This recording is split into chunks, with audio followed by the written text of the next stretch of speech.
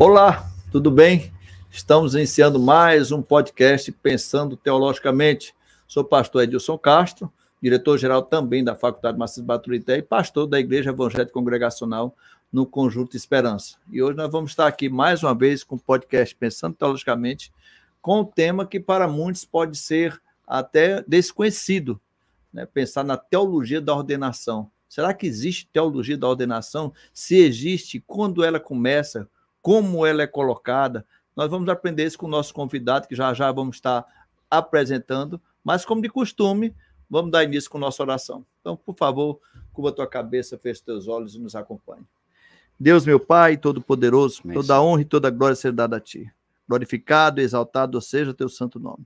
Aqui, Pai, estamos mais uma vez reunidos através desse veio de comunicação, primeiramente para engrandecer e louvar Teu santo nome. Em nome Pai. de Jesus, Que Pai. Tu possa, Senhor, de uma forma especial e sobrenatural, falar e nos ensinar, ó Pai, mais nessa tarde, Senhor. Que Tu possa abençoar cada lar aqui representado, ó Pai, os guardando, os protegendo de todo mal. Assim, Deus, eu oro e agradeço por essa oportunidade, em nome de Jesus. Amém. Amém, graças a Deus. Pensando teologicamente, tema de hoje, teologia da ordenação. Amém. E eu estou aqui com um convidado, pastor Edson Lemos. É um prazer. E eu começo, pastor, sempre com a grande Pois pergunta que eu não sei fazer, a não ser que você me dê essa resposta, que é: quem é o pastor Edson Lemos? É a primeira pergunta que eu faço para você se apresentar. De onde você vem, quem tu és, é por aí. Muito bem, eu sou pastor da Missão Global Palavra de Vida no Conjunto Palmeiras, cearense da Gema, casado com a Manauara, a irmã Ruth Brito, e temos 2 filhos, Danilo e Flávia, né, criados na igreja e ainda estão servindo o Senhor, graças a Deus, e estamos servindo a Deus numa comunidade na periferia de Fortaleza. Qual o bairro? Conjunto Palmeiras. Conjunto Palmeiras. Depois de um tempo no Planalto PC, Deus nos promoveu para o Palmeiras, né, e tem sido uma grande bênção e um privilégio para nós servirmos ali, tantas pessoas que precisam de uma presença incisiva pastoral. Então, nós louvamos a Deus por isso, né? Então, talvez essa seja uma pergunta difícil de responder. A pessoa responder quem você é, né? É uma pergunta filosófica, né? Porque é profundo, né? É profundo. E eu fico imaginando que a pessoa fala que eu sou isso, eu sou aquilo outro, né? Exatamente. Eu disse aqui mais o que eu sou do que quem eu sou, né? Exatamente, né? Aleluia. E o pastor tem a formação também, bacharel em teologia. E você me falou aqui também, antes de começar, que você fez o mestrado. Deus me deu a oportunidade de formação teológica no Seminário Teológico Batista do Norte do Brasil, né, em 1978, quando eu cheguei ali para fazer o curso de bacharel em teologia, e também Deus me abençoou com uma bolsa de estudos para os Estados Unidos para fazer o mestrado. Então, fui para o Texas, onde tem um dos maiores seminários batistas do mundo, lá nos Estados Unidos, e ali nós fizemos o curso de mestrado. O nosso interesse era ser professor de teologia. Uhum. Mas depois eu entendi que Deus estava me redirecionando para outro caminho. E o fato é que a gente tem que estar preparado para Deus nos usar como Ele quer usar, e não como a gente pensa que Ele vai usar. E o que é bom, pastor Adilson, é a gente ter o leque de disposição. O apóstolo Paulo foi mais usado do que Pedro, porque ele tinha um leque maior de opção para Deus usá-lo. Você que está me ouvindo, que é estudante de teologia, que é pastor, se prepare de muitas formas, porque você não sabe como é que Deus vai usar você. Pode usar de muitas formas, mas o leque na mão dele, ele escolhe qual é a melhor. Foi assim com a minha vida, né? Então, me dediquei muito com grego, hebraico e tal, línguas, né? Então, nesse tempo de preparo, foi muito intenso. E agora nós estamos no dia a dia com o povo, né? Para a glória de Deus. Amém, amém. Quero começar aqui agradecendo aqui a nossa audiência. Nós já estamos aqui com algumas pessoas aqui, pastor Edson Araújo, seu xará. Um abraço para ele aí. Ele até me ameaçou hoje de manhã, disse que eu tinha que mandar um alô para ele, senão ele ia me excomungar. Olha aí. Eita, pois então já está colocando aí. Irmã Silvana também, nosso querido apóstolo Jonatas está conosco, do curso Aleph também, um abraço grande. João Batista está conosco aqui, o Helder Inês, Marcelino Ferreira, né? Também está conosco, que ele é aluno nosso da FMB, no curso de Teologia, né? O Eberton Nunes também, o Felipe Macedo sempre batendo presença aí, Flávio, Renata. Então, começa aí a divulgar, começa a mandar para o teu pessoal aí, da teus grupos, o pessoal vai começar aqui, e hoje à tarde promete, né? Então, vamos começar do começo, né? Vamos começar lá no livro de Gênesis, né? Vamos começar lá do livro de Gênesis, lá, onde nós temos acolá, a Deus, né? Faz ali a criação dos animais, e toda aquela narrativa, né? Se bem que fala essa palavra narrativa hoje é tão complicado, né? Mas vamos lá, né? Teve a narrativa do livro de Gênesis, e você vê acolá, então, Adão, né? Recebendo acolá uma ordem diretamente de Deus, quando fala ali para ele cuidar, né? E ali ele é colocado acolá dentro dele uma função, né? Sim. Uma função. Sim. Poderíamos considerar Adão como primeiro sacerdote, primeira ordenação sacerdotal, como Adão sendo esse primeiro homem sacerdote, ou não?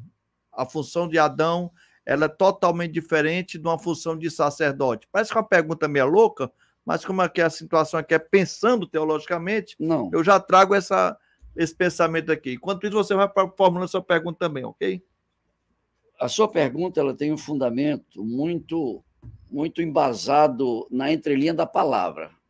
Nós temos que entender que o teologar necessariamente não tem que estar escrito, porque a capacidade do teólogo é extrair da entrelinha aquilo que faz sentido e tem respaldo.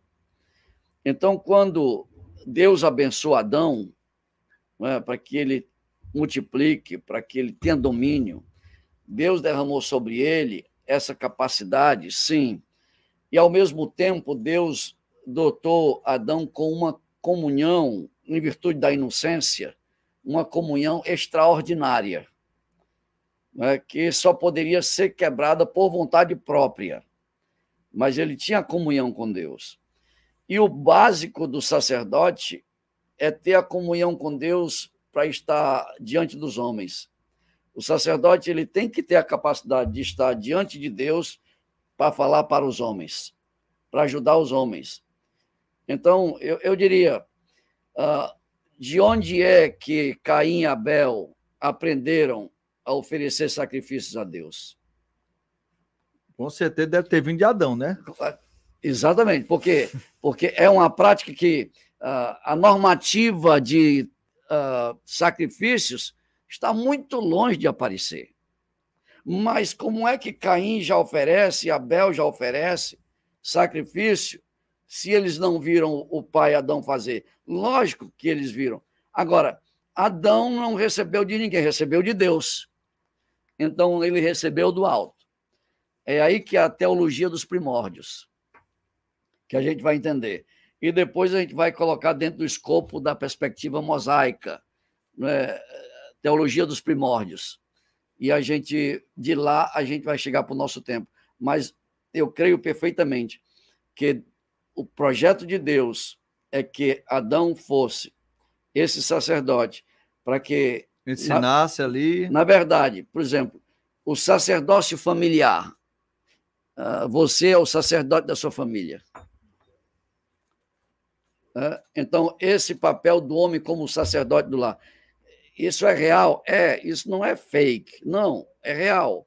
Então, Adão, ele tem investidura espiritual? Sim, porque não pode ser um sacerdote que não tenha investidura espiritual, porque essa é a base. Perfeito. Quando você vê Adão trazendo ali aquele momento de pecado, e aí o relato bíblico diz, então, que Deus pegou e sacrificou, né, cobriu Adão com vestes de animais, então ali houve um sacrifício. Seria, então, o início dessa liturgia sacerdotal? Muito forte. Isso é muito forte. Isso é muito forte, porque o homem ele corre para o paliativo e Deus corre para o definitivo. O paliativo em que ele faz folha de figueira e que essa folha de figueira não ia durar. Alguém me traga uma caneta e um papel, porque esse daqui vai ser o tema da minha pregação de domingo. O homem corre. Alguém, por favor, porque eu vou começar. Meu amigo, isso é um esboço. O homem corre para o paliativo e Deus corre para o definitivo. Olha aí. Exatamente. Eu vou endoidar aqui nesse pensamento. Quando ele fez a folha de figueira, ficou ridículo. Uhum. Não é? Tentando que ia esconder de Deus o que tinha acontecido. Isso não existe. Mas, preste atenção, o Éden, ele tem uma similaridade com o tabernáculo. Uhum. Porque o jardim ficava, de acordo com arqueólogos, pressupostamente ficava no alto. O jardim ficava no alto.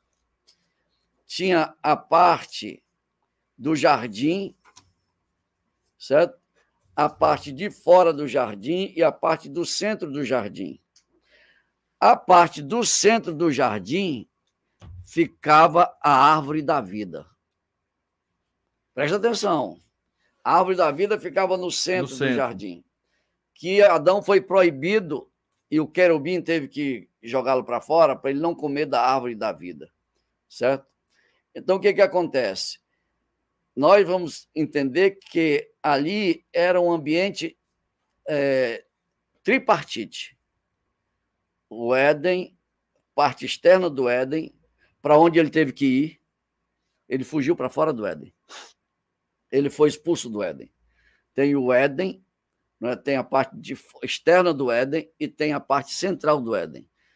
O que é o tabernáculo? O átrio, o santo lugar e o santo dos santos. O santos dos santos é o local da presença. O centro do jardim é a árvore da vida. Então, há uma similaridade entre o Éden e o tabernáculo? Sim. Daí... Já poderia fazer a narrativa com a tipologia já apontando para o tabernáculo na questão do Éden. Exatamente. Com certeza. Eu nunca tinha pensado dessa forma não, viu, pastor?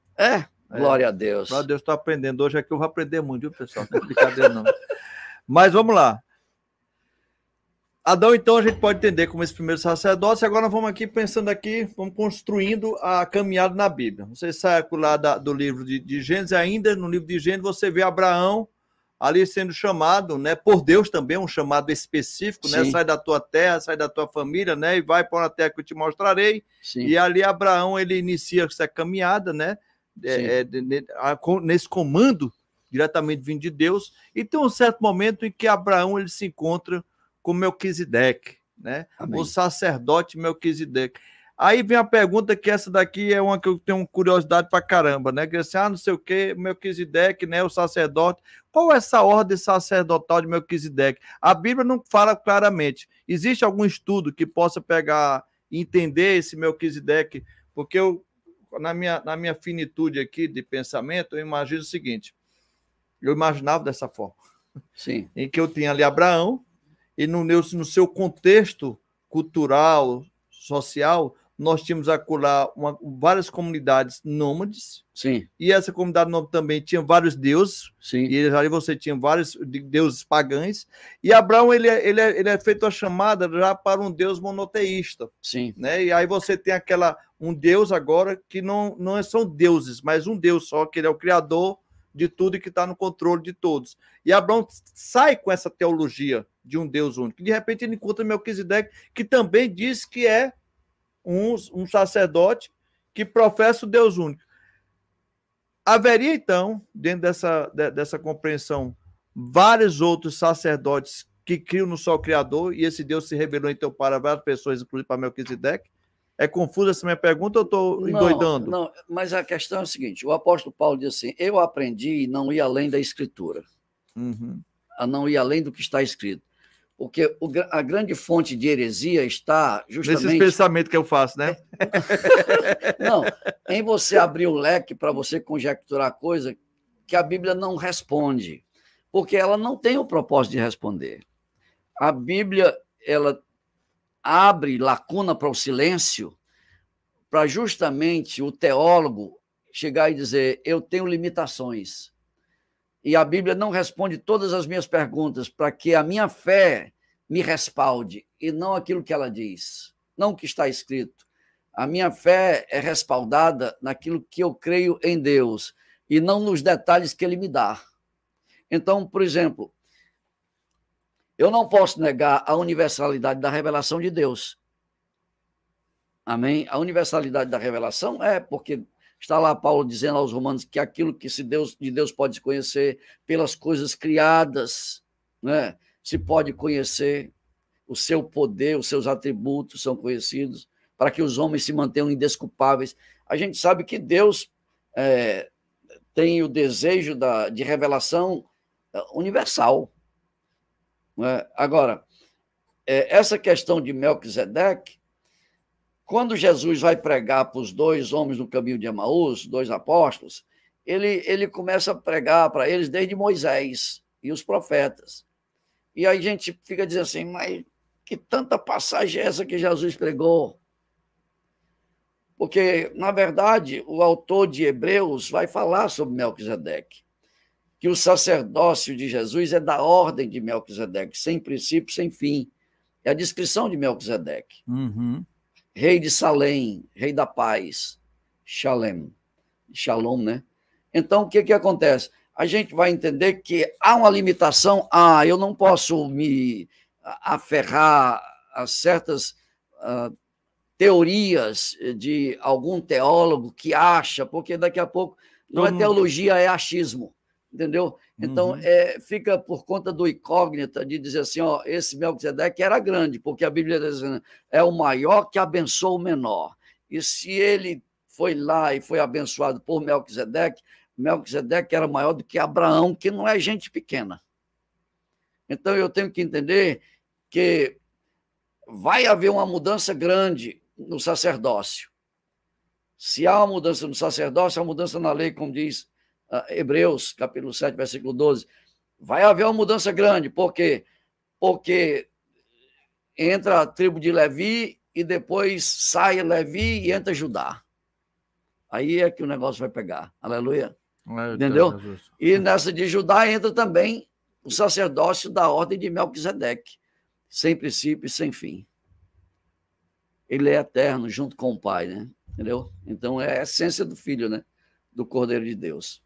Amém? Amém. Vamos lá, continuando aqui, o pessoal já começaram aqui a fazer algumas... Lembrando que abrindo aqui também a irmã Cássia, lá, é a Cássia lá de Baturité, está conosco, Pai do Senhor, minha irmã. Uma benção, lembrança aí também o nosso amigo, pastor Rodrigues, lá em Baturité. Estamos sempre ligados aí. Domingo estarei lá, viu? Lá na nossa confraternização da nova diretoria da Ordem dos Ministros Evangélicos de Baturité. Deus quiser, estarei por lá. Aleluia. Bem, na Bíblia também, né? Agora vamos continuando olhando para o Novo Testamento, né? Vamos à questão do Arão e de Moisés. Sim. E aí a gente, eu sempre vejo na Bíblia aquela palavra, fulano, sumo sacerdote. E depois o sacerdote. Existe diferença, porque eu entendo que Moisés ali, o chamado dele, de uma certa forma, é um chamado sacerdotal também, né? Porque ele está direcionando um povo, né? Eu acredito que isso é uma das características também do sacerdote, é direcionar um povo, né? Sim. Agora, a diferença do sacerdócio de Moisés para de Arão, e por que Arão é chamado muitas das vezes de sumo sacerdote, e se existe nessa palavra sumo sacerdote e sacerdote, tem diferença, é a mesma coisa? Me explica aí. Tem. O que a gente vai entender assim, eu já falei aqui sobre a teologia dos primórdios. Uhum. O grande problema, pastor Edilson, é que as pessoas não aprenderam a ler a Bíblia de forma panorâmica. Certo? A Bíblia de forma panorâmica é aquilo que dá garantia de entendimento. Ele botou o dinheiro ali, pessoal, mas ele vai daqui a pouco não pedir ao Pedro, que deixou ali a carteira dele ali no canto. Foi filmado aí? Foi quando ele botou a carteira dele no canto ali? Minha alegria ali, eu disse, opa, vai já ter oferta para o sacerdote. Vai, eles vão colocar na minha carteira uma oferta. Glória a Deus. Sim, mas continua, pastor. Desculpe a interrupção. Preste atenção. A teologia dos primórdios é aquilo que nos fornece base para que eu pegue essa teologia dos primórdios e projete ela para o Novo Testamento. Alguém já disse com propriedade que o Antigo Testamento tem o Novo encoberto e o Novo Testamento é o Velho revelado. Então, isso aqui é muito importante a gente entender, os dois testamentos. Eu sei que tem gente que, se a Bíblia, o Antigo Testamento sair da Bíblia deles, não vai fazer falta, porque só lê o Novo. Né? Então, nós precisamos de ter essa visão panorâmica de onde é que começa isso. Porque nós, na verdade, a palavra de hoje não é nem o ato, a execução da chamada. Até aqui nós estamos falando muito sobre a execução da chamada. Mas aqui eu quero trazer a questão da ordenação em si. Uhum. Tá certo? A ordenação em si. Porque Deus diz, certo? Isto é o que você lhes fará para os consagrar, a fim de que me sirvam como sacerdotes. Não é? Ele está falando de quê? Falando de Arão e os filhos dele. Você vai fazer com eles, porque eu os chamei, e você vai ungí-los para que me sirvam. O primeiro princípio da chamada, o primeiro princípio de um sacerdote é ele ter uma chamada para um serviço. Ele não é chamado para ser ordenado para o banco. Ele é ordenado para que me sirvam, servir ao Senhor. Uma posição. Então, Moisés, ele é tão tremendo, Moisés, você pode dizer assim, mas, pastor, e Moisés é sacerdote? É, porque já que ele está dentro da teologia dos primórdios, a chamada de Moisés, onde foi? Êxodo 3, sacerdote. Uhum. Amém? Amém. A unção de Moisés, quando ele sobe o monte, que ele volta com o rosto reluzindo. Isso. Não existe nada mais forte do que isso, não. Não existe nada mais forte do que isso. A chancela divina no homem. Não é? Então, ele tem essa chancela? Tem. Glória a Deus. E se nós lermos o Antigo Testamento cautelosamente, tudo que Moisés recebeu de Deus, eu fico assim, atônito, porque às vezes eu faço a pergunta, mas como é que Moisés sabia disso? E todas as vezes que ele instrui alguém a fazer algo, faça dessa maneira, para que não morra. Faça dessa maneira, para que não morra. Nadab e Abiú, não é? Faça dessa maneira, para que não morra. Morreram. Apresentaram fogo estranho. E eu digo, meu Deus, esse homem recebeu de Deus muito para saber como é que é a forma certa. Como é que ele sabe a forma certa? Uhum. Pastor Edilson, preste atenção. Na presença de Deus tem vida e morte. Na presença de Deus tem vida e morte. E a Bíblia, ela tem temas recorrentes que mostram. Os pais, Caim e Abel, morreram. Nadab e Abiú, morreram. Ofni e Finés, morreram. Ananias e Safira, morreram. Tudo relacionado a Deus, ao culto. A desobediência também. Não, especialmente a desobediência. Isso. Mas o que me impressiona é a capacidade e a intimidade desse homem de entender o que é que Deus falou, daquilo que matava e aquilo que dava vida. E às vezes a gente tem que dizer assim, e hoje? Será que tem gente que está morrendo?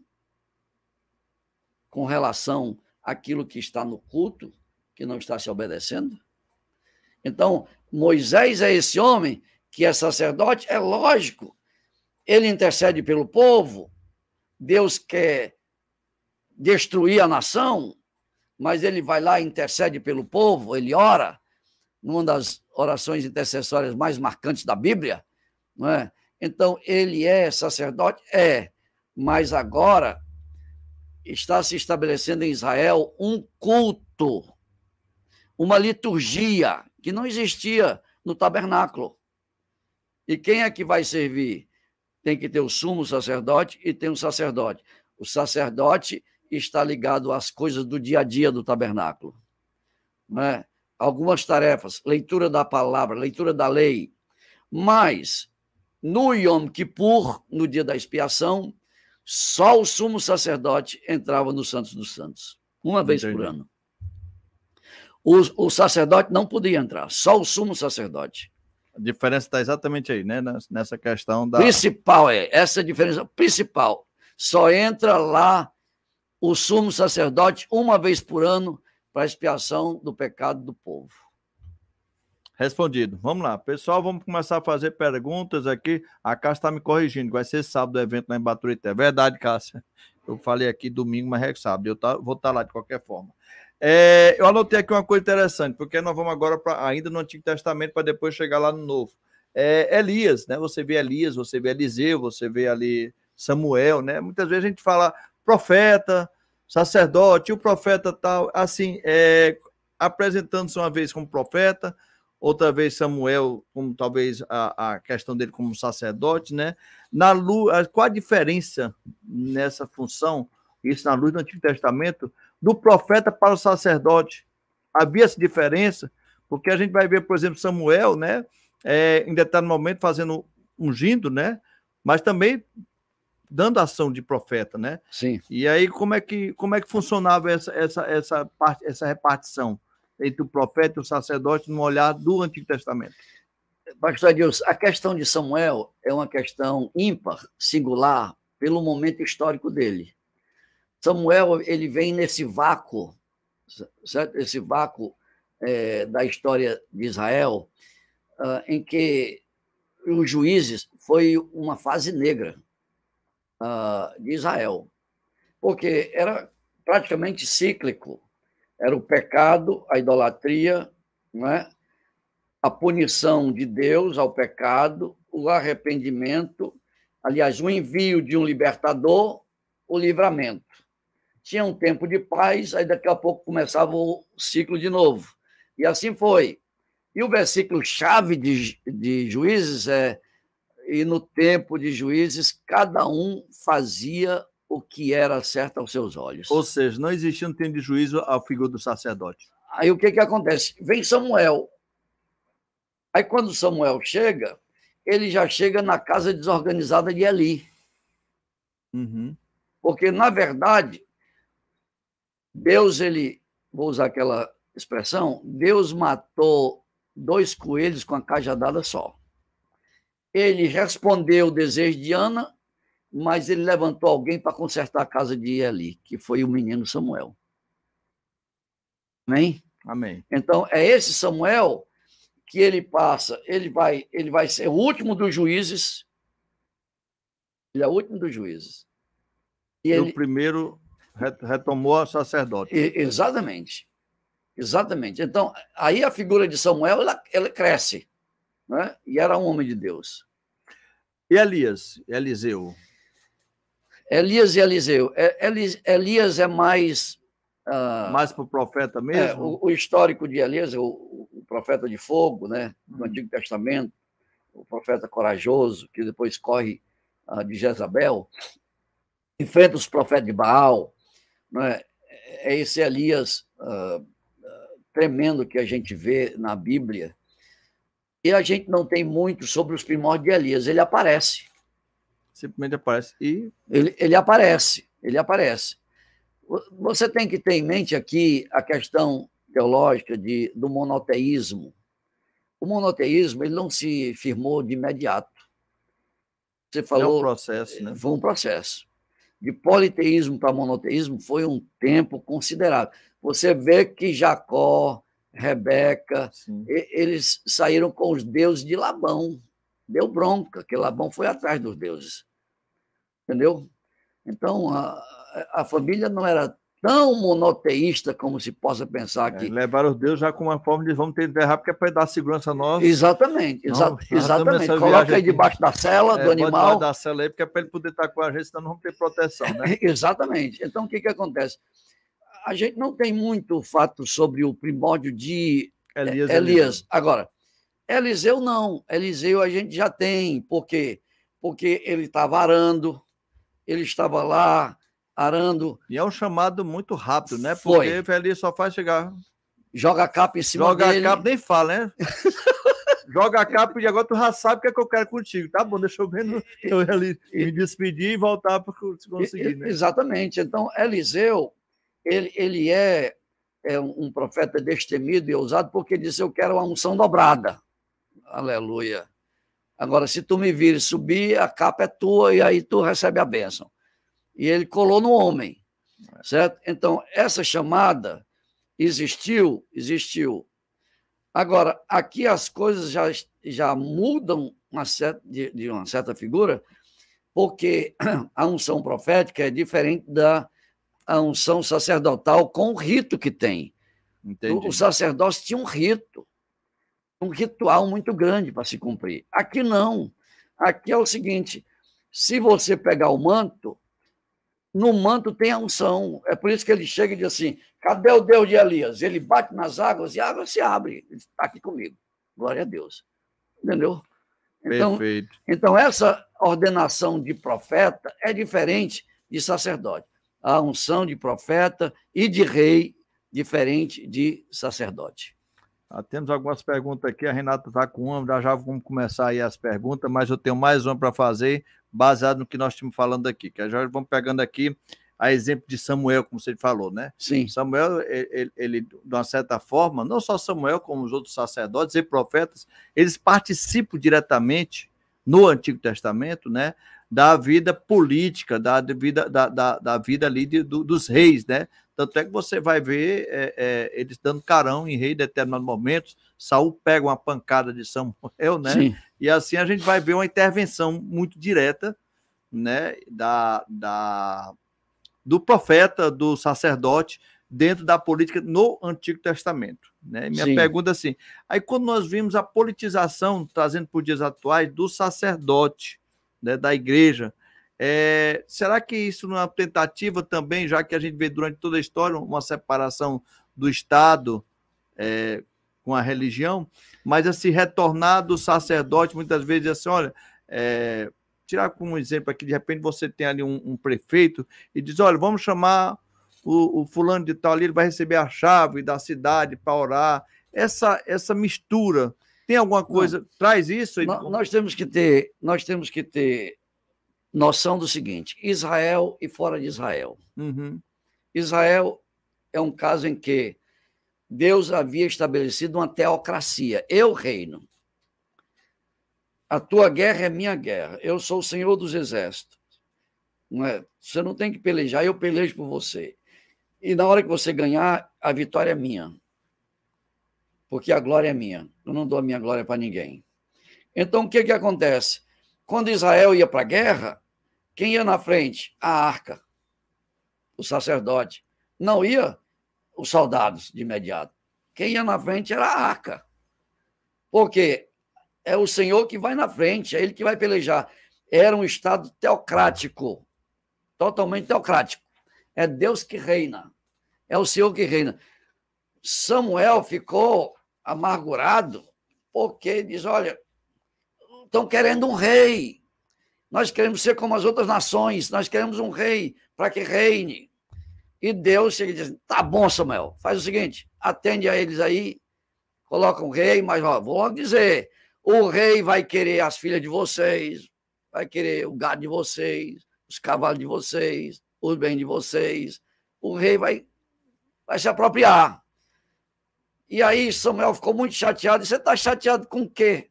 Eles não estão rejeitando você, não. Estão rejeitando a mim de reinar sobre eles. Olha como era a teocracia. Uhum. Era a teocracia. Então, o profeta tinha um peso muito grande, porque ele era como, eu diria, o procurador do Estado, entendeu? Ele era elite, porque ele está tanto no reino temporal, como está representando o reino eterno, espiritual. Então, o que acontece? Em Israel era uma teocracia, era Deus que estava reinando. Esse deveria ser o modelo da igreja, Jesus reinando. Para ele não dizer assim lá em Laodiceia, eis que eu estou à porta e bato. Se alguém abrir, eu entrarei e cearei com ele comigo. Ou seja, a igreja tinha fechado Jesus lá de fora. Para Jesus. Exatamente. Tinha colocar Jesus lá de fora, na realidade. Por isso que ele estava voltando. Rapaz, Deixa eu voltar de novo para cá, para a igreja. Né? Entendeu? Então, o que acontece? Na teocracia, é Deus reinando. A monarquia, quando veio com Saul, entendeu? Foi uma mudança drástica, foi, mas Deus aceitou e permitiu, sim, não é? Mas foi uma catástrofe, porque todos os reis de Israel, do Reino do Norte, foram maus reis. Entendeu? Entendi, perfeito. Então, aí foi um desastre, porque teve o exílio da Síria, né, em 722, e depois teve o babilônico em 586. Ok, pessoal, já temos várias perguntas, vamos começar a responder as perguntas do chat, mas agora vamos para aquele intervalozinho de 1 minutinho, voltamos já, propaganda aí, pessoal, já estamos com 30 minutos aqui, já, voltamos. Faculdade Maciço de Baturité, FMB, vem ao longo dos anos realizando sonhos, contando com a maior e melhor estrutura física da região. A FMB oferece cursos de administração, direito, ciências contábeis, enfermagem, pedagogia, letras, história, teologia, serviço social, recursos humanos. E agora a mais nova oferta, curso técnico de enfermagem, possibilitando aos jovens da região conquistarem sua formação sem sair da região. A FMB é avaliada com nota máxima pelo MEC, por isso hoje estamos entre os 12 estados da federação e em breve teremos o nosso primeiro centro universitário da região. Valorize o que é nosso. Faculdade do Maciço de Baturité, FMB. Siga nossas redes sociais e para mais informações ligue o WhatsApp 859-9691-7789.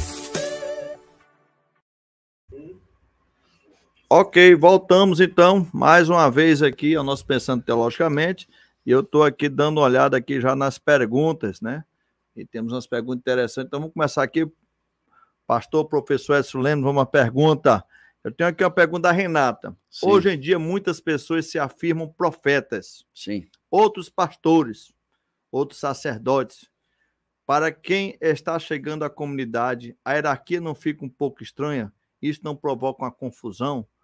Ela quer saber se existe essa hierarquia e se existe, como é que é esse negócio? Quem é profeta, pastor, sacerdote? Existe alguma hierarquia? Para quem vai chegando...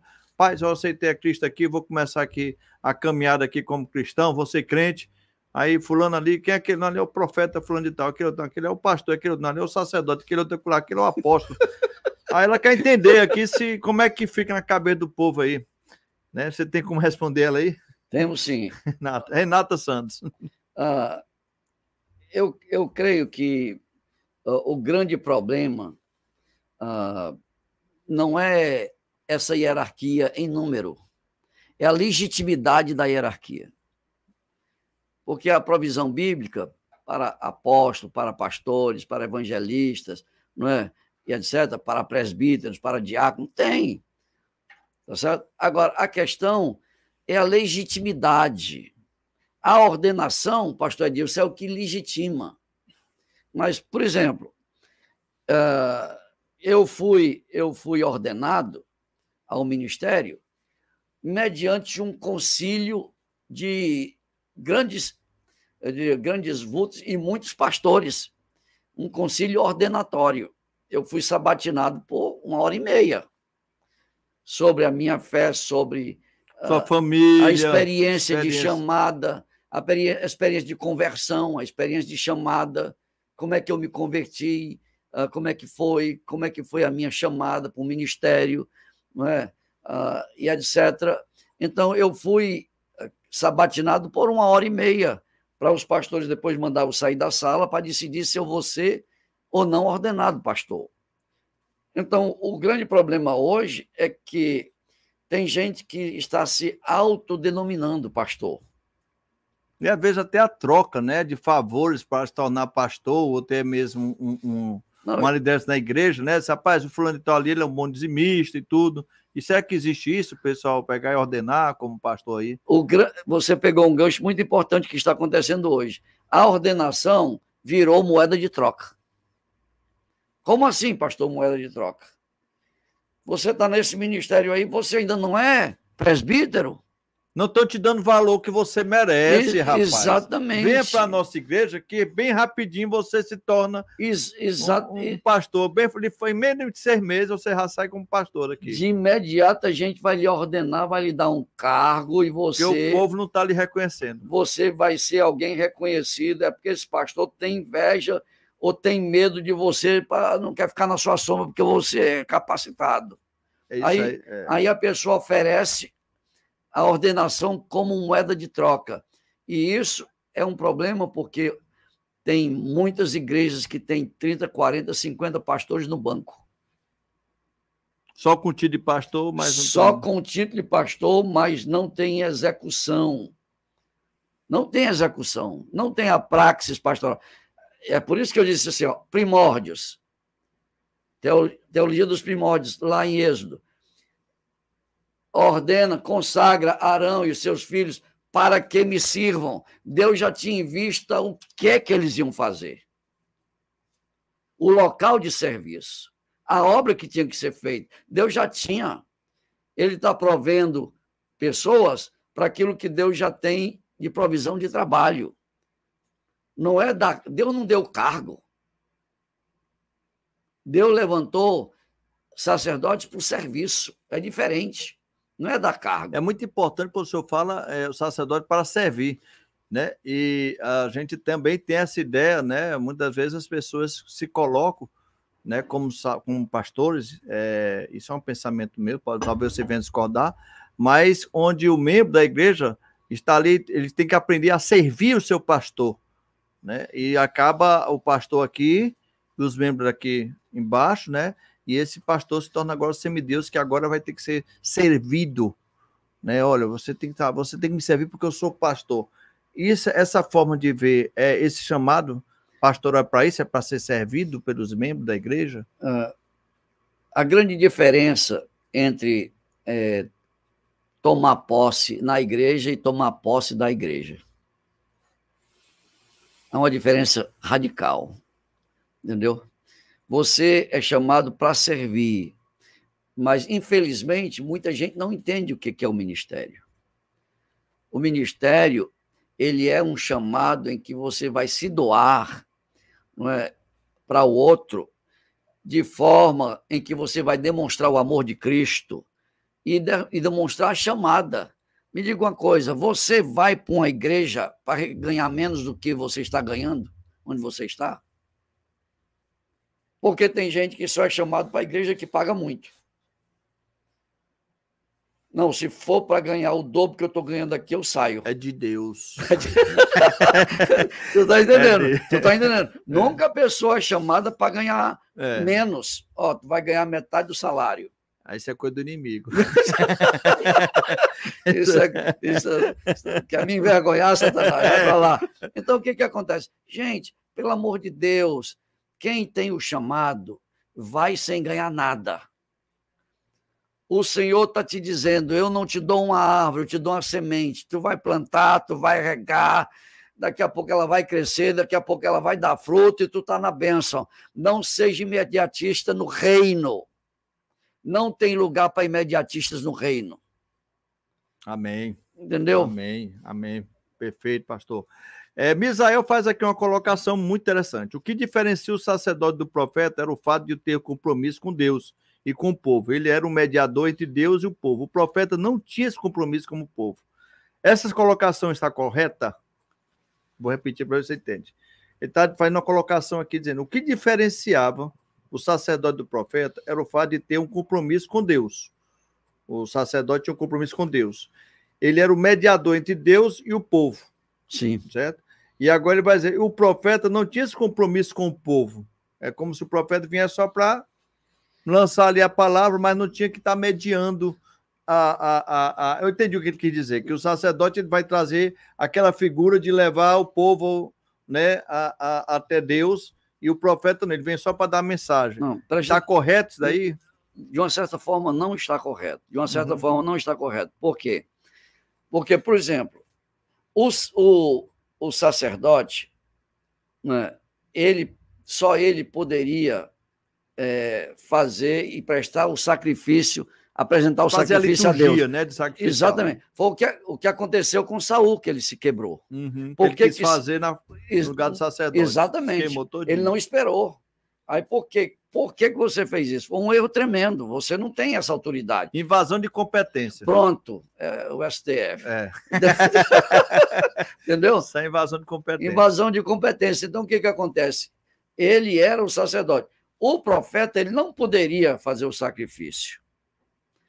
Agora, ele tinha compromisso com o povo? Tinha, porque aquilo que ele profetizava acabava vindo em cima dele. Jeremias, vocês, o inimigo do norte está vindo, o inimigo vai vir, se arrependa, deixa os ídolos, o inimigo vai vir, o inimigo vai levar vocês para uma outra terra, Ele acabou indo levado. Então, ele está junto com o povo. Ele até é vítima, entre aspas, da sua própria profecia. Perfeito. Entendeu? Osias vai perguntar, eu conheço pastor que foi consagrado pela internet. Ele pega, pode isso. Ele pega, pode isso, não é a banalização das coisas da coisa do sagrado, né? É interessante porque eu já vi mesmo, viu, pastor? Sim. E tem na internet cursos, né, de formação pastoral, que o cara faz um curso e recebe depois a carteira de pastor. Sim. E se ele fizer mais outro curso, ele recebe carteira de divindade, depois de santo do santo, e se ele se aprofundar, ele vai... Querubim. Presta atenção. Hebreus capítulo... Depende do dia dele. Hebreus capítulo 5. Hebreus capítulo 5, versículo 4 e 5 diz assim: quando estava falando de sacerdócio, de chamado, de execução da vontade de Deus, ninguém toma esta honra para si mesmo, a não ser quando chamado por Deus, como aconteceu com Arão.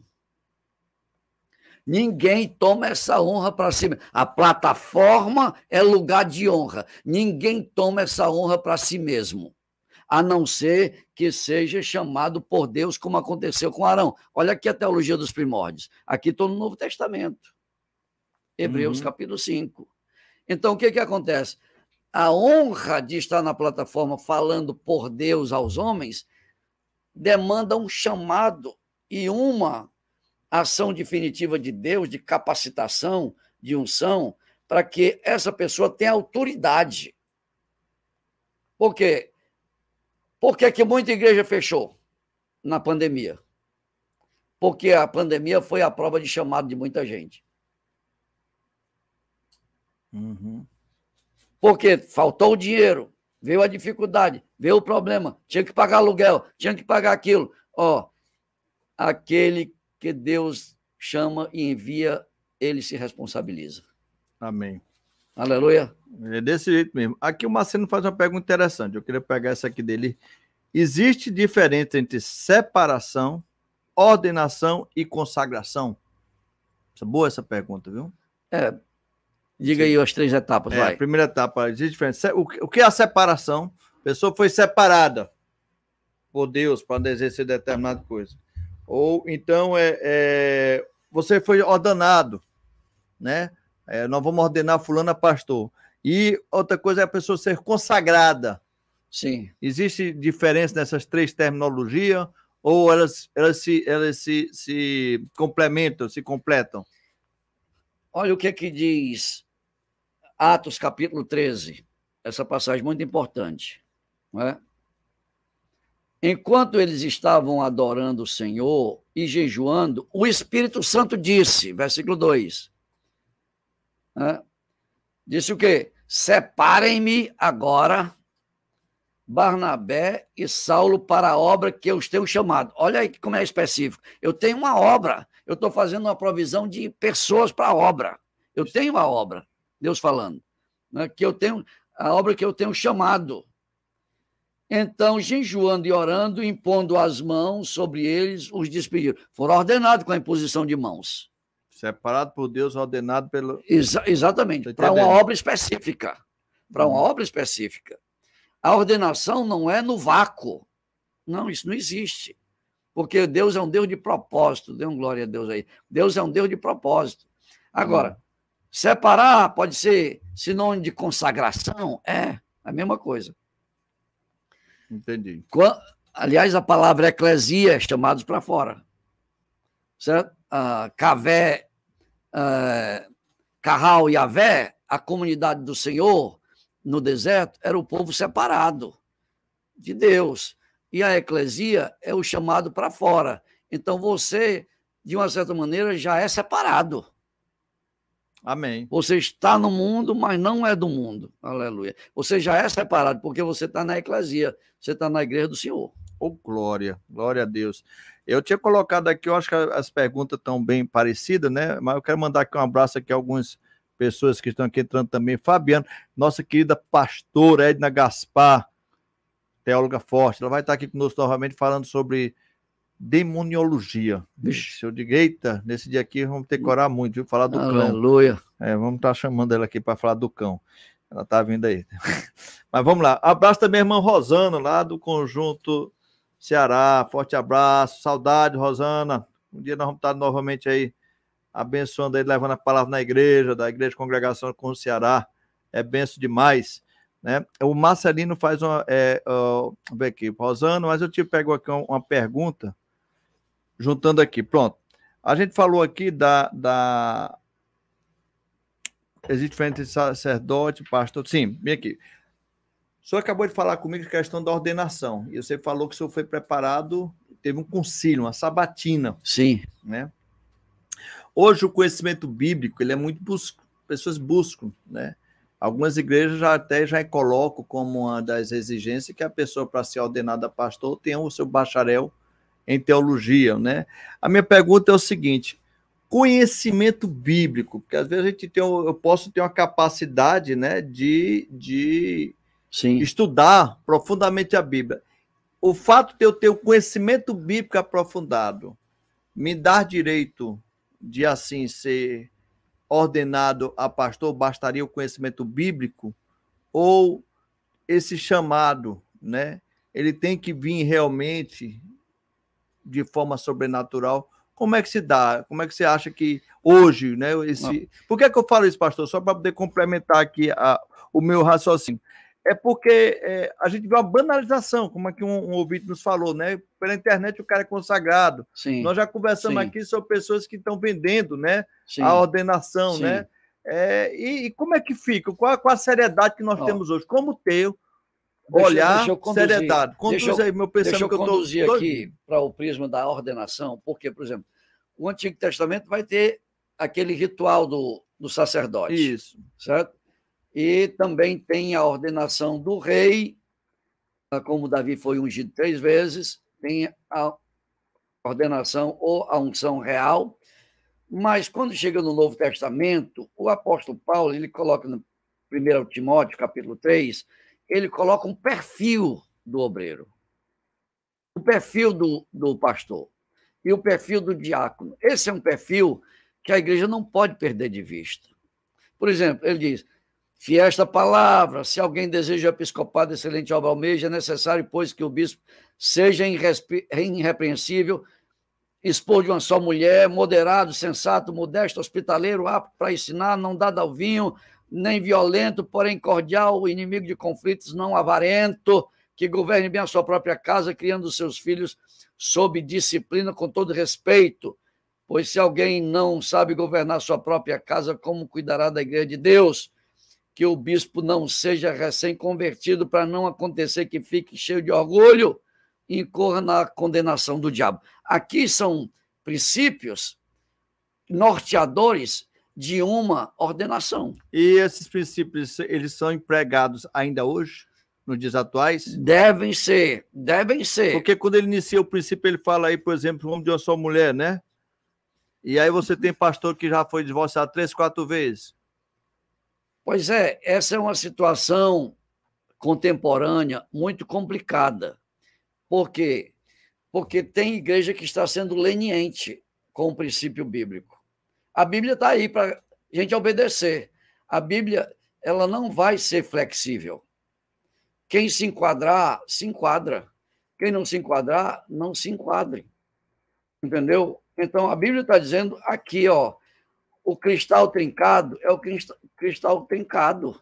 Nunca mais vai ser o mesmo cristal. Então, a gente tem que entender que se a Bíblia tem o preceito e tem o perfil, esse é o perfil. Se a igreja quer ser leniente, ela seja leniente, mas ela tem que entender que tem, ao longo do ministério, vai ter algumas consequências da leniência, sim. Por quê? Porque eu nunca vi ninguém quebrar o princípio bíblico e se dar bem. Perfeito. Pessoal, Entendeu? quero falar aqui sobre dízimo. Eu estou pulando essa parte aqui, que eu falo com o pessoal assim, fale sobre dízimo, né? É o Will que é Adelino, está querendo saber aqui essa questão de dízimo, né? Tem nada a ver com a ordenação. Para saber se a pessoa, para ser ordenada, tem que ser um bom dizimista, deve ser isso, né? Talvez. Então, eu digo aí, é só uma boa pergunta, agora traz para isso. O que acontece? Isso é muito interessante. Você tem aqui uma pessoa, vamos falar da ordenação, né? Sim. E a pessoa ali é ordenada a presbítero, por exemplo. Sim. E muitas igrejas colocam como critério, né? Assim, fulano, ele tem chamado para ser um presbítero, para ser um diaconato, exercer um diaconato, né? Vamos olhar aqui na ficha, no financeiro, se ele é um dizimista fiel. Ele não é dizimista fiel, então ele não pode ser ordenado. Isso é correto? O que é que você me diz sobre isso? Irmão, eu acho que... Tome uma águazinha, porque essa daí você pega. Traga mais água para o pastor, que depois dessa aqui o pessoal está... O problema hoje é um problema moral na igreja. Hoje nós temos sérios problemas morais na igreja. Entendeu? Então, você quer ver aí, digamos, a igreja chega e diz assim, nós estamos querendo convidar você para ser pastor da igreja, mas nós queremos o seu CPF para consultar seu CPF. Então, isso daí já ia peneirar meio mundo. Cada pastor, tudo com o nome negativado, não comprou e não pagou, né, rapaz? Deu calote nos irmãos, misericórdia, não, Jesus. Acontece isso não, pastor. Não acontece isso não. Acontece não, acontece né? Não, pastor. Então, o que acontece? Igreja, caráter faz parte da essência do evangelho. Sem caráter, não tem solidez doutrinária e nem tem autoridade para berrar do púlpito. Por quê? Porque a moral e o caráter ilibado do ministro é que dá autoridade. É por isso que E é que a igreja espera, né, que aquele homem que esteja ali à frente tenha um bom caráter e que ele não seja um mal pagador, um mentiroso, um adúltero, um trambiqueiro, sim, um caba sem vergonha, né? Que aí é complicado. Como é que ele vai poder estar lá na frente, né? Então, a gente percebe que a igreja não tem... A igreja tem... Aliás, a Bíblia diz assim, não impõe as tuas mãos precipitadamente. Eu já vou perguntar sobre esse negócio de impor a mão. E esse precipitadamente quer dizer o quê? Apressadamente. Não impõe as tuas mãos apressadamente. Tem gente sendo ungido muito rapidamente. Igreja, pelo amor de Deus, busque os sinais de que a pessoa é. A Bíblia está dizendo que eles sejam primeiro testados, para ver se eles são aprovados. Se eles forem aprovados, então você ordena. Mas o problema moral hoje é muito grande, porque de escândalo em escândalo. Se você entrar no Google hoje, tem gente vendendo 2 igrejas. Tem uma igreja por 80 mil, com 300 membros, e tem uma outra menor por 45 mil. O pastor está vendendo com as cadeiras... Porteira fechada, juro por membro e tudo, né? Vence igreja e tal, dizimista fiel, o pessoal todinho organizado, pode, né? Então você aí que quer uma igreja, tudo dentro no Google, né? Nós temos lá... Pode ser um negócio desse. Meu Deus do céu, o pastor, né? Vender a igreja com... Aí dá para levar a sério, né? Não e pode. Aí é por isso que eu digo, às vezes, nós, né, a gente tem que estar muito atento quando a gente fala que eu sou pastor e tudo, essa questão se levanta do compromisso. Eu falo muitas vezes lá na igreja, pessoal, ser cristão é coisa séria, não é para qualquer um, né? E a gente, quando diz que é cristão, nós estamos levando Cristo como referência, né, cara? Não é para qualquer um, não, é para todos. É para qualquer um, sim, desde que Jesus esteja nele. Agora, a pessoa querer camuflar a vida cristã, entendeu? Dissimular, é que não dá. A pessoa não pode dissimular. Uma hora vai ser revelado, né? Vem à tona. Eita, eu tenho uma pergunta aqui, essa daqui eu vou ter que trazer, que é o do Marcelino, ele faz aqui uma pergunta baseada no que o senhor falou. Se o apóstolo Paulo relata o perfil para se ordenar pastores, presbíteros e diáconos, desta forma, onde encontramos amparo bíblico para se consagrar mulheres a pastora? Rapaz, você deixou até o rapaz mudo. Não, deixou não. Não. Pensa aí para poder, porque tem pastora também aqui, né? Não deixou mudo, não. Vai lá, diga aí o que você pode dizer sobre isso aí. Eu quero começar com a teologia dos primórdios. De novo, pode começar. Que é a base, né, pastor? Porque é o seguinte, a Bíblia ela sempre foi escrita desde o começo de uma perspectiva masculina e não feminina. E patriarcal também, né? Patriarcal. Então, por exemplo, na genealogia não se menciona mulher. Raramente se menciona mulher, com um propósito quando menciona. Então, a Bíblia, na sua lavra, desde Gênesis em diante, quem saiu do Egito é homem, que está sendo descrito e narrado, certo? Então, o Novo Testamento, pelo seu cerne judaico, porque Jesus era judeu, certo? Então, e os apóstolos judeus, então o que acontece? Eles continuam na mesma lavratura da perspectiva masculina. Haja vista o milagre da multiplicação dos pães. Ali eles alimentaram 5.000 homens. Não falo de mulher nem de menino. Mas você sabe que tinha mulher e menino ali para comer. Então, não era mencionado. Agora, preste atenção. A ordenação feminina, mesmo que não seja mencionada, ela não é descrita, mas ela é necessária.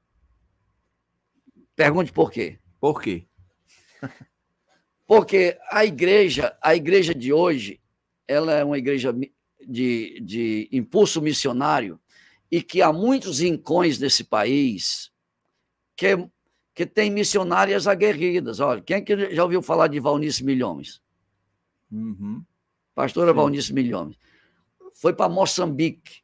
Me diga uma coisa, ela vai para Moçambique pregar, tem gente se convertendo. Manda aí um pastor para vir batizar. Manda aí um pastor para fazer a ceia. Como é que pode? Ela lá num gueto, escondido. Perfeito. Não existe então, isso, você acredita que a contemporaneidade, né, a própria necessidade faz com que hoje, sim, nós tenhamos o pastorado feminino como uma das bandeiras para poder dar crescimento à igreja? Com certeza, porque, por exemplo, nas comunidades ribeirinhas no Amazonas, não é todo mundo que quer ir, não, irmão. Pega um barco, se engranda o rio, 4, 5 dias num barco para chegar num lugar. Chega lá, não tem luz elétrica, água potável. Tem gente que vai lá para fazer o trabalho missionário. E são mulheres. E a maioria é mulher que quer pagar o preço. E aí a pessoa diz, eu aceitei Jesus, você pode me batizar? Não, eu vou ter que ligar para o meu pastor aqui, daqui a 6 meses ele está chegando, quer ter a agenda dele, mas tu segura aí. Você está entendendo a necessidade? Então, eu diria isso, né, que é vital isso daí. Agora, que a perspectiva bíblica ela é masculina, ela é. Perfeito, perfeito. Até que ponto você acha legítimo, necessário haver esse processo de ordenação? Eu digo no termo de hoje, você falou de necessidade, né? E às vezes você tem ali, isso acontece muito também. Você tem aquela pessoa que de repente não tem um conhecimento, até não teve o seu próprio ensino médio, teve só o ensino fundamental, mas ele tem uma vontade, ele tem dentro do coração um sentimento, como você falou, de missionário. Sim. E ele é o desbravador. E, de repente, ele chega naquela comunidade carente, aqui no interior do sertão, do Ceará, de qualquer Nordeste, e ali a comunidade vê ele como grande líder. E, de repente, ele mesmo faz ali, ele começa a ser chamado de pastor, ele é aclamado por pastor. Sim. Naquele momento de tudo. Você não acha que esse tipo de ordenação feita dessa forma também não é legítima e dispensa, no caso, as questões teológicas, de conhecimento bíblico, por uma questão até mesmo, porque o que eu quero dizer com isso? Porque tem muitas pessoas que têm o conhecimento bíblico, certo? Mas não é tão bom pastor quando se fala de amor, de acolhimento, quanto aqueles, talvez até um semi-analfabeto, né, que estava com lá e... Eu diria assim para você, presta atenção. Quando a pessoa vai estudar, é porque ela já deve ir para estudar já sabendo que tem um chamado. Ela não vai para fazer com que o estudo seja o chamado. Então, por exemplo, a Assembleia de Deus no Brasil, sim, até alguns anos atrás, não demandava bacharel em teologia. Agora, a pessoa era dedicada, era uma pessoa de oração, uma pessoa de leitura da Bíblia, conhecia a palavra, vivia a palavra, a obra crescia, Deus dava o crescimento. É verdade. A igreja começou a ganhar gente da classe média. A igreja começou a crescer com advogados, universitários, professores. A universidade do conhecimento. Aí o que aconteceu? A própria igreja começou a olhar a necessidade de alguém que soubesse falar melhor, se explicar melhor, não é? Um português mais correto. Então, começou a exigir que tenha um bacharel. Mas o evangelho no Brasil cresceu com a gente humilde, com gente simples, que começou na periferia, que começou do nada, não é? Que o evangelho era a vida social dele. A igreja era a família que ele não teve. Então o evangelho cresceu nisso, mas a pessoa já ardia no coração dela o amor pelas almas, a vida de oração, a vida de jejum. Então é isso que faz, não é o curso de teologia que vai fazer, não. Pelo contrário, muitas vezes a teologia afasta do púlpito, deixa a pessoa crua, entendeu? Por quê? Porque o muito conhecimento incha, entendeu? Então, traz a vaidade, né? O pessoal fica... Exatamente. Você... Sou calvinista agora, sou arminiano. Grande coisa. Quem foi que morreu por ele? Foi Calvino ou Armínio? Ou foi Armínio que morreu? Mas é que eu não. Às vezes eu sou de Apolo, eu sou de Apolo. Pastor, o senhor é calvinista ou arminiano? Se eu estou tentando ser crente, se eu conseguir, já é uma vantagem. Aleluia. Tu está entendendo aí como é que é, né? Eu acho que foi um grande acerto. A igreja tem, a eclesiologia, ela tem que passar por mudança, ela tem que passar por atualizações, como as versões da Bíblia, elas são atualizadas, as versões mudam. Por quê? Porque cada geração tem uma linguagem. Aí já é uma outra, aí vai dar mais confusão com o que ele falou agora, de atualização. Teve um pastor que pegou e falou, mas não naquele sentido que o pastor lá fala que a Bíblia deve ser atualizada no sentido de... Almeida, revista e atualizada. Atualizada, não tem nada errado, não. Estou falando a própria linguagem que a Bíblia usa. Né? Ricardo Maia, meu amigo lá de Russas, um forte abraço. A liderança que separa alguém de que fato... A liderança que separa alguém que de fato não tem chamado divino. Está pecando diante de Deus. Esse pecado é para a morte eterna. Você entender aqui a pergunta. Sim, diga. Ele primeiro fala assim, há lideranças que separam, vou botar assim no plural, alguém de fato não tem chamado divino. Esse alguém está pecando diante de... pronto. Uma liderança, entendi aqui, Ricardo, uma liderança que prega aqui e diz assim, rapaz, eu vou te separar, não vou deixar ter oportunidade aqui na igreja não, né?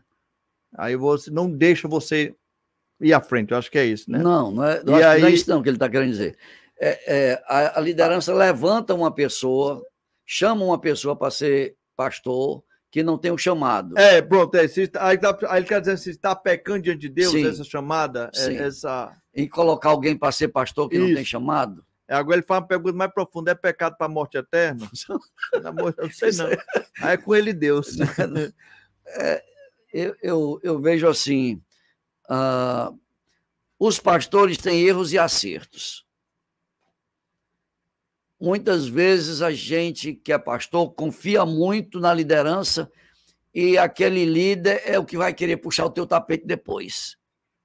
Come na tua mesa, você ajudou, você acontece isso capacitou. Na igreja, pastor. Nem isso tem nas igrejas, sabia? Raramente, mas... raro, né? Tem, né? Aquele que você fez crescer junto de você, bater nas suas costas, né? Há uma passagem num livro, eu vou usar aqui na Bíblia não, vou usar um livro do Poderoso Chefão. Há uma cena no filme, Sim. né, que o poderoso chefão está ali, e aí vão denunciar, né, quem tinha traído ele. E ele chega na reunião e diz assim, olha, aquele que mais te elogiar, mais bater nas tuas costas, Sim. né, ele é o traidor.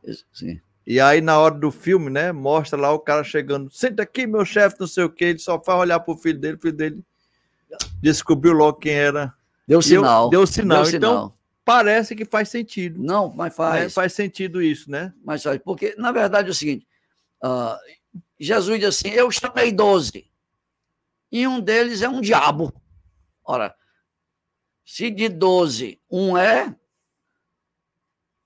complicado a gente chegar e dizer que todo mundo que foi levantado... Se o próprio Jesus passou por isso, né?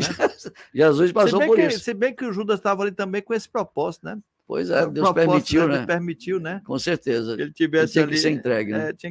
Alguém tinha que fazer o serviço sujo, né? E foi o miserável do Judas. Amém, pessoal. Muita coisa aqui para perguntar, mas eu quero agradecer. Já estamos aí com mais de 1 hora, quase 1 hora e 30 minutos de podcast. Passou rápido, né? Estamos aqui e eu quero primeiramente agradecer a você, né, que está conosco aqui até esse momento aqui, tivemos uma boa audiência, né, uma bênção. Se eu não fiz aqui a sua pergunta, me perdoe, porque foram muitas, mas eu acredito que foi muito legal. A gente aprendeu um pouco sobre a teologia da ordenação e eu passo ao pastor para as suas considerações finais, né? O que eu queria dizer para aqueles que estão almejando ser pastor, diácono, né, que não queira de si mesmo a honra sem que Deus esteja respaldando isso, porque isso vai retornar para a sua vida de forma negativa, porque a honra que vem do Senhor, ela é milhões de vezes melhor do que a honra que vem do homem. Então, se você vai para o ministério sem esse respaldo, entra em crise. A pessoa entra em crise, a pessoa quer desistir, a pessoa quer sair, a pessoa quer abandonar, a pessoa quer entregar, né? A pessoa quer vender a igreja com os membros, digamos, como foi dito aqui. Por quê? Porque entrou na crise ministerial, não sabe se é chamado, não sabe se é pastor, não sabe o que Deus tem com ele. Pelo amor de Deus, gente. A gente entender que uma ovelha está numa crise é uma coisa, mas um pastor está numa crise. E como é que a ovelha vê esse pastor na crise? Entendeu? Se ele não sabe se é pastor, se não é, se ele quer continuar ou não. Olha, eu vou entregar, olha, eu não vou entregar. Olha, irmão, no mês que vem eu saio. Não, irmão, eu vou ficar. Eu pensei em sair, mas se eu sair não tenho dinheiro. Então, pelo amor de Deus, evite ser levada para o caminho de crise espiritual sem necessidade. Alguém já disse com propriedade, é melhor você ser um bom soldado do que um péssimo general. E faz sentido no ministério. Faz sentido. Amém? Amém, amém. Que Deus abençoe, que boas palavras. Né? Nós estamos aqui finalizando nosso podcast. Eu gravei aqui uma coisa que dá para o homem, né? Corre para o paliativo e Deus para o definitivo. Eu guardo essa aqui como aprendizado, muitos aprendizados hoje, né? Mas essa aqui vai ficar aqui anotado. Eu gostei dessa, viu? Que Deus nos abençoe. Até o próximo podcast, Pensando Teologicamente. E vamos finalizar mais uma vez da mesma forma que nós iniciamos o coração, né? Eu também quero agradecer ao pastor Edilson por me convidar para estar aqui nesse momento. Foi um momento muito rico, oportuno, e que Deus abençoe esse ministério com muitos frutos, para a glória do Senhor. Amém, pastor, muito obrigado. Oremos. Deus, meu Pai Todo-Poderoso, muito obrigado, Senhor, por essa tarde maravilhosa que Tu nos concedeste, meu Pai. Estamos aqui aprendendo cada vez mais a Tua palavra. Contempla com Teu olhar de misericórdia a nossa vida, a vida do nosso querido irmão pastor Edson Lemos. Contempla todos esses que estão aqui ainda nessa live, Senhor, aqueles que já saíram, Pai. Traz sempre a tua proteção, dai-nos sabedoria, Pai, para conduzir, ó Pai, esse trabalho conforme a tua vontade. Sim, Senhor. Nos abençoe e nos protege, em nome de Jesus. Amém. E até terça-feira da próxima semana, se assim nosso Deus permitir. Forte abraço. Faculdade Maciço de Baturité, FMB, vem ao longo dos anos realizando sonhos, contando com a maior e melhor estrutura física da região.